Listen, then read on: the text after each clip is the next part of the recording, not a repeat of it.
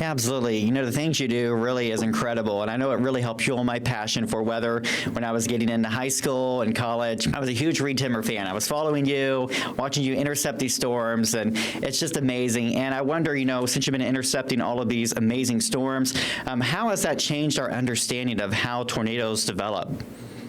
Well, by launching our miniaturized sensors into tornadoes, our goal is to get that rare surface wind measurement inside of a tornado. There's actually only been 5 or 6 research papers that include real observations measured inside of a tornado. And so our goal is to measure that very hard to achieve surface wind data inside of a tornado, and also the 3-dimensional X-ray above it in thermodynamics. And it's those low pressures inside of a tornado and the gradients in thermodynamics that drive the winds around them. But the suction vortices that are inside a multiple vortex tornado can ramp the wind speeds up to 2 to 4 times that of the main tornado.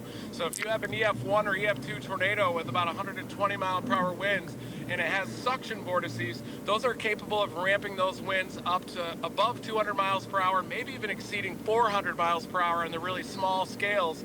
At least that's what the supercomputers show. But we built the Dominators to verify that those winds get that strong inside of suction vortices, and I've been working on it for 20 years, developing those delivery mechanisms to send miniaturized sensors into tornadoes. Yeah, and I know you and your team, sometimes you have to shift from being that storm chaser intercepting tornadoes to actually rescue mode, I'm sure, during some outbreaks. I was wondering how you and your team kind of mentally prepare for that. Yes, we do see the dark side that these tornadoes leave behind quite often, and that's the damage that they cause and the loss of life and property. And anytime we see damage, it's our role as storm chasers to end the storm chase and shift into search and rescue mode.